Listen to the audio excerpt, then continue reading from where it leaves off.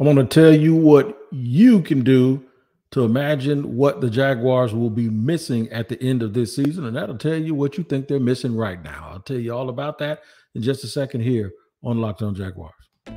You are Locked On Jaguars, your daily Jacksonville Jaguars podcast, part of the Locked On Podcast Network, your team every day.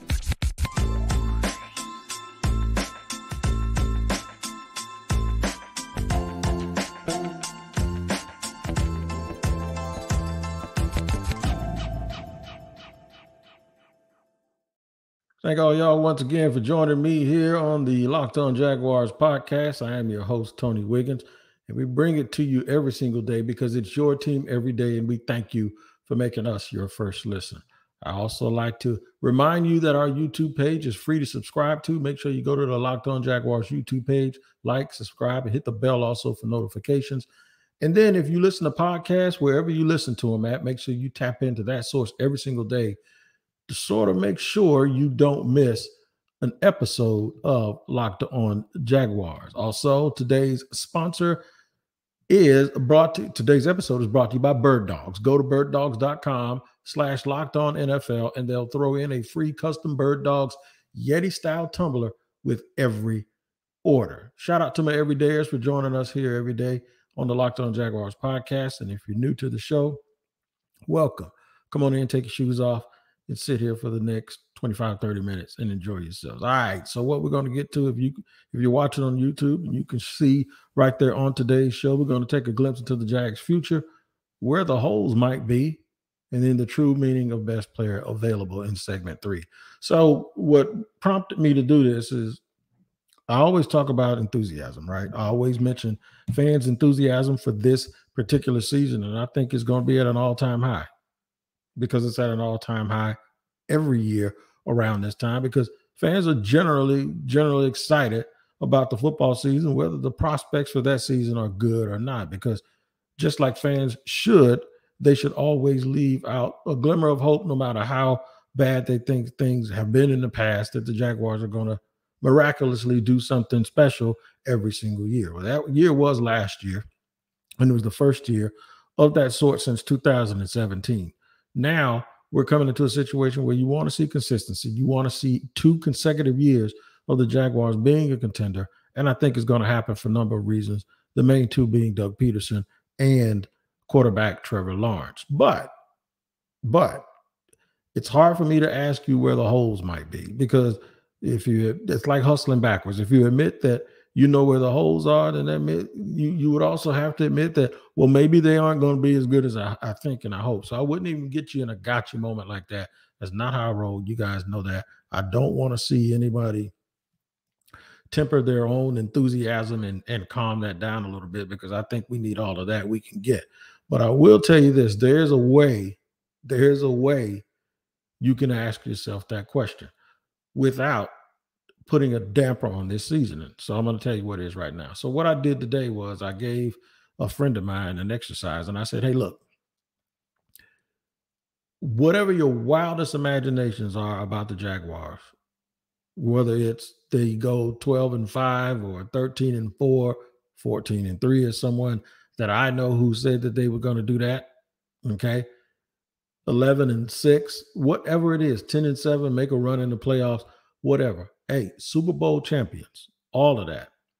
Come next offseason, they're gonna get a chance to sign players. 9 times out of 10, we all know what they're going to do. They're just going to retain their own people, especially if they win, they manage to win a lot. They're going to really, really focus on that the way that they did this offseason. But what if they don't win at all, right? They're still going to get draft picks regardless. So what do you take, or what would you imagine if someone sent you to Vegas right now and you had to lay it all down, or you had to, if FanDuel gave you an opportunity to say, okay, so what's your team going to need at the end of this season? Regardless of what their record is, the Chiefs didn't forfeit their picks because they won the Super Bowl. They kept them.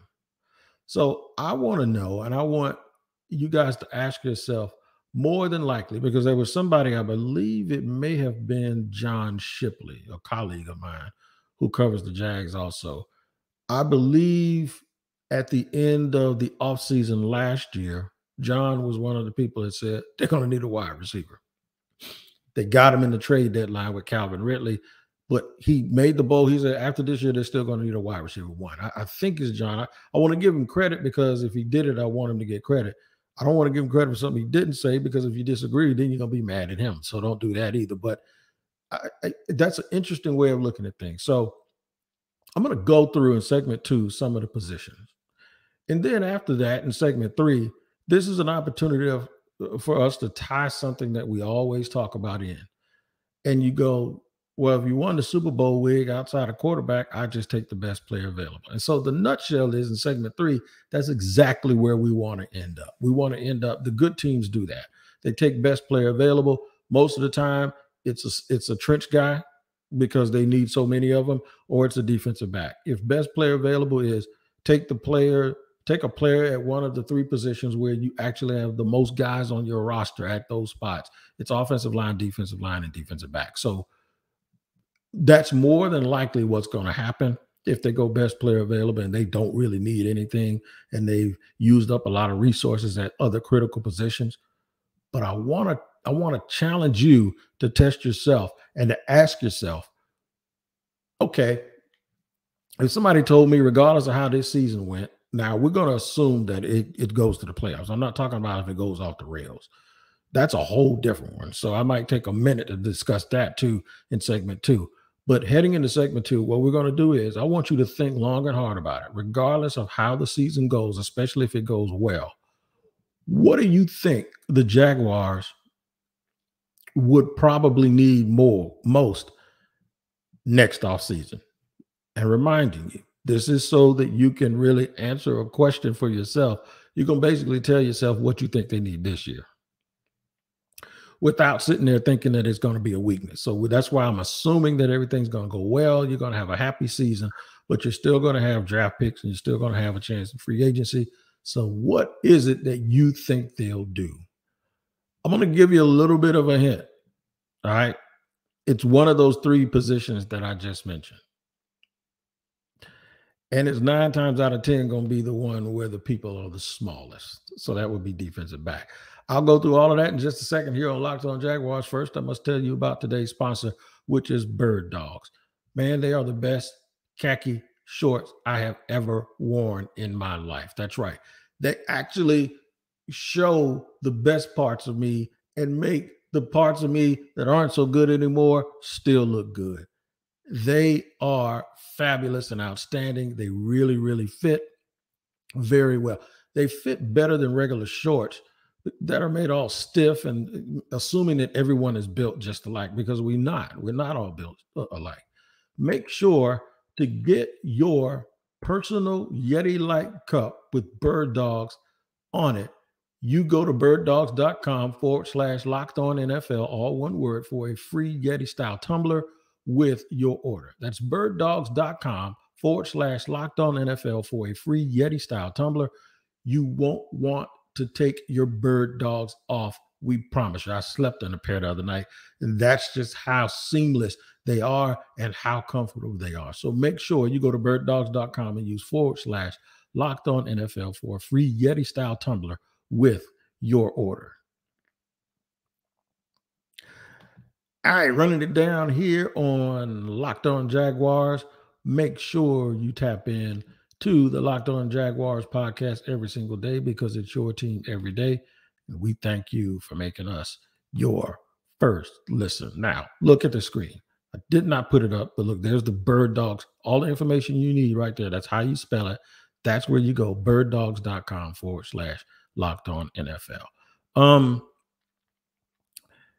We are at a point where everybody's gone out of the building, right? So this is the serious break time between minicamp and training camp. The next time we all gather, we're going to get over there to the stadium. It's going to be fans over there, and it's going to be, they are preparing for the real deal. And nobody wants to talk beyond this season because you want to see how this season pans out. So I've figured a little slick way that we'll do it is take a glimpse into the Jaguars' future to try to find out where the holes will be for this season, but do it in a way that tells you that this year was already a bit of a success, right? We're not going to act like the Jaguars struggled. We're not going to act like the Jaguars did not have a good offseason or a good year. We're going to say that they did. Let's just say, I'm not going to even put a cap on it. Let's say they go to the Super Bowl, right? They're still going to have draft picks. They're still going to have a little bit of attrition from this year. Guys that still want to get paid. Some guys will want to get paid more than others. So we're going to assume that Evan Ingram plays on the franchise tag this year. We're going to assume that, and he doesn't get a long-term extension. We're going to assume that they don't give Josh Allen a long-term extension during the season, right? So if they go into next year, you're going to have Trevor Lawrence, who's eligible to start working on an extension that he's going to inevitably get. Do they give it to him next year? Do they wait? I think at this point you would see them wait. If you see Joe Burrow sign his during the season, then you'll probably see Trevor this season. You'll see Trevor probably sign an extension during next season. If you don't see Burrow, then maybe precedents will be set and Trevor will wait because there's nothing to rush it for, because the only difference is he'll get the money in his pocket right now, but at least the bonus portion of it. But we're going to assume those things. We're also going to assume Calvin Ridley has a monster year and he's eligible for an extension as well. What do you do if you're Jacksonville? What do you do? The last year of Tyson Campbell's contract, because he's a second-round pick, this is year 3. He'll be entering the last year. Do you allow him to get to that point? This will be technically year 3 for Travis Etienne, but because he was a first-round pick, you can always put the 5th-year option on him, so you don't have to do him yet right away. Andre Cisco, Walker Little, all guys who were chosen outside of the first round are all available for an extension. Now, you don't have to do all of them right now either. So, with that being said, let's go and look through where the holes are. Quarterback ain't one of them. We can get past that. We'll start on offense. They ain't going to touch no quarterback position. If anything, they might go get a young guy or a backup or something, but I doubt that very seriously too. Running back, I don't think they're going to do it. I don't think that's a perceived hole. In fact, with Tank Bigsby and Anthony Johnson and all of those guys back in, Jermichael Hasty backing up, we're not going to factor in people not being healthy either, because that we just don't know where that's going to come from. So I think they'll be fine at all of those areas. Tight end, if Evan Ingram plays on a 1-year deal, a lot depends on Mr. Strange, the rookie. How does he play? How does he play? And do some of these other guys, Reyes and all of these other guys, do they really develop? Do they catch on? Are they contributors? Do you believe you can live without another tight end? Those will be the answers. One of the answers you might get from the team, they might touch those trenches again, because there's this thought in the media that maybe Cam Robinson doesn't keep going with the Jaguars after this season. There's a thought that Brandon Sheriff, even though he signed a deal, this will be his 2nd year in the deal, he's getting a little bit older. The center's set. They might go ahead and address the left guard position finally if Walker Little is not the starter at that point, at that position. But even if he is, maybe he can kick out the tackle if Cam isn't here. So the likelihood that offensive line will be one of their priorities again, and it should always be priority, but the likelihood is very high that it'll be another priority for this team. And don't get mad, because good teams do this all the time. They always keep adding to those trenches. There's no finish line when it comes to building an offensive line that's going to protect the franchise player, especially when you're using high draft picks on guys, because let's just face it, if you get a good player in the first round to play at any position in the NFL, it's great, because he's normally competing against, or you're competing against guys who make a lot more money than a rookie is slated to make for the first 5 years of his career. So if you get top-notch production from a rookie at that point, it's a plus. So it's never a bad thing that they keep addressing these position groups where there's a lot of people. So we just ran through the offense. Let's just go through the defense real quick. There's always a likelihood that this team will add guys in the trenches. Even if you look at free agency, that's what they've done in the draft and free agency. At one point under the Dave Caldwell administration, they had spent more money or resources on DBs than anything. With this administration, I really believe it has been defensive linemen and wide receivers, and maybe even linebacker. They've used an awful lot of resources on those three positions. And when I say linebacker, I mean the off-the-ball linebackers, not necessarily the edge guys. But they've signed every year. Every year, it's always either sign or re-sign all of these defensive and offensive linemen, and linemen, linebackers, and DBs, because mainly it's just a position group where there's just a lot of rotation. So defensive line is definitely one. Edge rusher is always something that you do, even if you don't need one. You just get one, especially if he's available. Linebacker, I don't think that'll be something that they'll address because they've addressed it so much. Even in this draft and this offseason, I think with the addition of Ventrell Miller in the 4th round and with the with a 3rd round pick last year and a 1st round pick last year, and I think they might hit on something in free agency. I don't believe the off the ball and foil of crown, of course, is James Brown, the James Brown of the Jaguars. I don't believe that's where they're going to touch. I don't think that's the position where they'll be touching anything this even next year, or you guys will perceive it as a weakness. Defensive back. Now, I have to be very specific. I think for the future, the safety position may have a little bit more of a crowded car. You know how you see people in piled up in the car when you get tailgating or leaving tailgate. They might not have as much room with the safety group because I think they've hit on some people. I like the Breeny kid that they brought in this year. I love Johnson out of Texas A&M. Cisco is the truth, and Daniel Thomas is still there, and Dewey Wingard is still there. I just think the safety position looks like one of those spots that is pretty settled. Rayshawn Jenkins, of course, I think he'll get an extension. He'll hang around because he's still a real good player. I think that's one of those positions that's pretty settled with a group of young guys that by the time next year's come, they're all going to have a whole bunch of starts under their belt. If there's something that I really want to focus on, and it's the corner, I still think that there's always room for yet another shutdown corner, especially if you're picking late in the 1st round and you get there and there's just this dude that's just sitting there that has all of this potential. They'll go get him to ultimately be the starter on the opposite side of Tyson Campbell.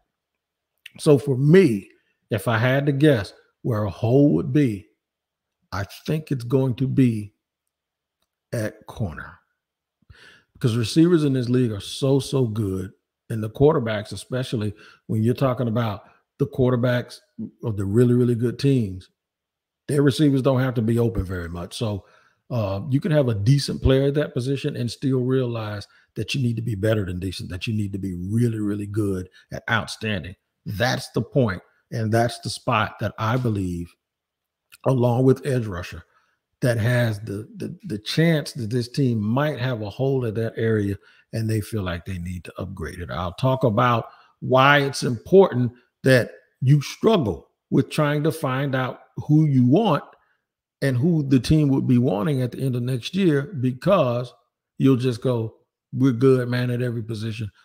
The best player available on the board, just take him. Why do I think it's important that you guys get to that point and we all get to that point? I'll tell you in just a second here on Locked On Jaguars.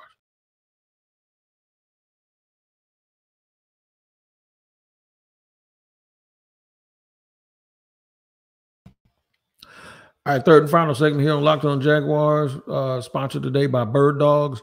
I am Tony Wiggins, the host of the Locked On Jaguars podcast. Thank you very much for joining us and making us your first listen, because it's your team every day. Make sure you tap into Locked On NFL also. Watch Locked On NFL. Make that your next thing that you watch, your second listen of the day. Locked On NFL, 5 days a week, different hosts, great podcast. Yours truly is on there on Wednesdays. Okay, so why do I think and hope that answering this question is hard? It's not just because everyone's thinking about the new season. Ain't nobody thinking about next year. Why are you asking us about this stuff? True. But to give a little bit of insight on where I'm going with this is I don't want you to think that there's holes this year. I want you to think that this season goes as well or as well as you hope it would be, and that you definitely don't hit the floor, that you're closer to the ceiling of what you think this season will be, as opposed to me looking for a weakness of the team. But I'm saying, even if it does go well, at next year you're going to get draft picks. If you had to guess one position where a hole was going to be, where would it be? And if you have a problem coming up with that, you know what? That's a good thing. And now you get the best player available, which is where I want to stop. I want to sit right here at this bus stop for a minute, because we talk about best player available all the time, and we don't really understand what it means. Best player available is the best player based on need and talent. If two guys are even, go with the position that you need the most or the one that you value the most. If it's close, does the need and does the value or position of value sway you one way or the other? If it's close, if the talent is that close. If it's a position you don't really need, but it's a luxury, are you good enough to have that luxury? Under the scenario that we're talking about, hell yeah, they'll be good enough to have that luxury. They'll be good enough, because we just said they could go to the playoffs, they could win it, and you giving them a draft pick where they might not think they need anything, but guess what? You got to pick somebody, right? That's where you can just overload. You can go to the buffet and just stuff in your purse, because that's what that is. That is just an overload and a luxury to have, because you're thinking 2-3 years down the line, and you can never have enough play. Like, if there's a stud receiver, if somebody they just really ranked way higher and they don't really need one, they got 3. You know what? Take him, make him your 4th receiver. That's just the way. The only positions I say don't do that are running back and quarterback, mainly quarterback. But if that's not the case, then let's talk about what would you do with best player available.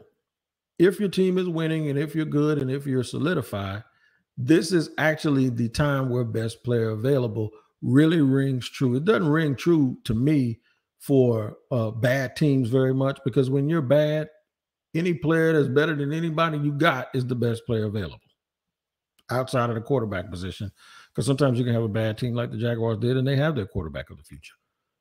But the real test for best player available is not when you're a bad team picking high. It's when you're a good team picking low.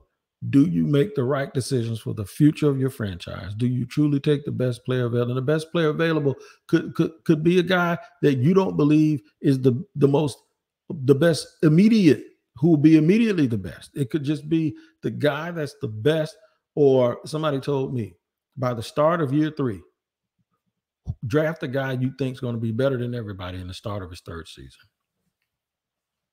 And that might even ring true really for a bad team, because he might not be getting on the field, and he might not play very much that first year. So if you don't play very much, and if you don't get on the field very much, then what that means is you won't have the opportunities to really make a lot of plays. And you go look around at the good teams. The good teams got a lot of dudes that's sitting there waiting their turn. They're sitting there waiting their turn just to break out. Or it might be a team like, I'll give you an example, Brandon Ayuk. Brandon Ayuk's a real good player, but they got a lot of guys in San Francisco, right? And then they've had some up and downs at quarterback with guys being hurt and injured. I don't think Brandon Ayuk, you've seen the best of him. I think there are people out there that really believe he could be a number 1, but he will never be a number 1 as long as Deebo Samuel's on his team and George Kittle's on his team, because he's not going to be the first option. With Christian McCaffrey, he probably won't be the 2nd or 3rd option either. But that doesn't mean he's not a really good player. It just means he's not getting the opportunities. But when you have a good player like that who doesn't get the opportunities, but the team still wins, nobody cares. They still view him as a really good player. So maybe the Jaguars can draft a guy like that at one of these positions. I think I'm not going to say put a gun to my head, because I don't like talking like that, but I will say, if you told me just make a free bet, just this is a no sweat first bet. Like, you lost, now you got bonus bets. So one of your bonus bets on FanDuel is to say, listen, if I had to say who I think or what position they'd be looking for, there's the one right there. I think it's DB. I think it's edge rusher, and I think it's probably offensive line. I want you to hit me up in the comments and on social media at Shop Talking Wig on Twitter. You see it right there underneath my name on YouTube, and tell me exactly that. If somebody made you tell them, what would you think the Jaguars will be looking for in between the 23 and 24 seasons? I want you to give me the position based on all the information I just gave you, considering that the Jaguars are going to have a pretty successful year this year, and they still got to pick. Okay, tell me, what are you looking at? Okay, where can they fortify themselves? Make sure you let me know and get that checked out. I want to give you guys a happy Father's Day ahead of time. It's a very special day for me. My son was born on Father's Day in 1995, and every now and then his birthday falls on Father's Day. So it's also a nice one for me because my oldest son is celebrating his first Father's Day because his son is about 10 days old. So, and that's my grandchild. So happy Father's Day to all the fathers. Happy Father's Day to all the grandfathers. And make sure you guys tap into Locked On Jaguars. Take care of each other this weekend. Enjoy your families, and we'll be back with more content early next week here on Locked On Jaguars. Until then, you guys do what I say always. Take care of each other. Look out for each other. And we'll see you guys next time here on Locked On Jaguars.